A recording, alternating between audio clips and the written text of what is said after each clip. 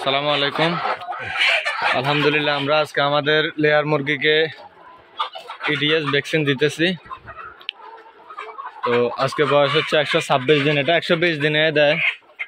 আমরা কিছু কারণে একটু লেটে দিতেছি। তো ভ্যাকসিনটা একটু দেখান। এটা রানাটা কোম্পানির, এটা উল্টা আছে, বোতলটা বুঝে নেবেন। এটা হচ্ছে NDEDS IV অর্থাৎ ব্রঙ্কাইটিস, রানীক্ষেত, ইকড্রপ সিনড্রোম। ইডিএস মানে ইকড্রপ সিনড্রোম। ইডিএসটা কি জন্য দেয়? ইডিএসটা হলো আপনার ওই যে চামড়া ডিম, খোসাবিহীন ডিম যাতে না হয়। আচ্ছা, আর ডিমের কালারও মনে হয় এটার কারণে ভালো থাকে হওয়ার জন্য। যেমন দেশি মুরগি সাধারণত 10 থেকে 12 দিন ডিম দেওয়ার পরে একটা গ্যাপ দেয়। হ্যাঁ, এই ভ্যাকসিনটা করলে এই গ্যাপটা দিবে না। তারা টানা ডিম দেবে, এটাকে বলে লেয়ার মুরগি। তারা সারা বছর এক করে ডিম দিতেই থাকে। তো আমরা এই লাইনে ভ্যাকসিন দেওয়া হয়েছে, এখন এগুলা দিতেছি। তো এই ভ্যাকসিনটার দাম হচ্ছে দুইটা মনে হয় কত করে, একটা 7,400 টাকা করে, 1,000, 2,000, 14,800 টাকা। তো আবার ভ্যাকসিনেটরের খরচ আলাদা। ভ্যাকসিনেটরকে প্রতি মুরগি 1 টাকা, মানে 2,000 টাকা দিতে হয়। তো টোটাল 16,800 টাকা। এই যে এই ভ্যাকসিনটা, এখানে আরেকটা এখানে পানির মধ্যে রাখছি এখন স্বাভাবিক তাপমাত্রায় থাকতে।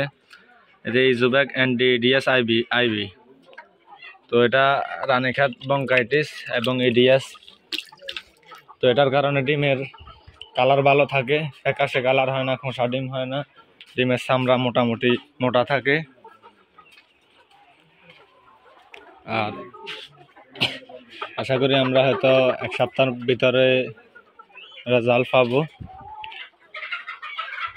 তো সবাই দোয়া করেন। আর ভ্যাকসিনটা কীভাবে দেয় আরও একটু দেখাই।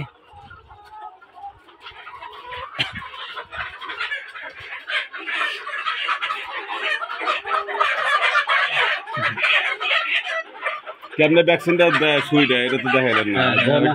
আমার এই বাতিজা মুরগি ধরতেই পারে না, ভয় পায়। মুরগিটা আসলে রক্ত বের হয়ে ফেলেছে, ওই তার মুরগি ধরতেই পারে। এই যে মুরগি কি অবস্থা করতেছে দেখেন, আসর দিয়া ওই নখ লম্বা। দেখছেন নাকি? সরেন সরেন কাকা, সরেন।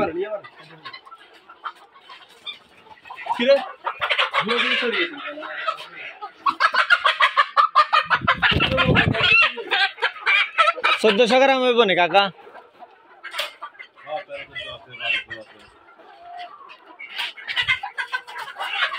দেখেন 4টা মুরগি এক লাইনে একটা একটা করে পা ধরে রানের মাংসে দিতেছে। 8 মিলি সুই দিয়ে ঢুকিয়ে দিয়ে পুশ করা হচ্ছে।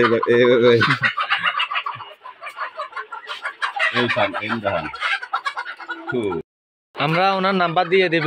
কেউ যদি লাকসাম, কুমিল্লা বা চাঁদপুর এর ভিতরে যদি কেউ ভ্যাকসিন দেন, ওনার সাথে যোগাযোগ করে দিতে পারবেন।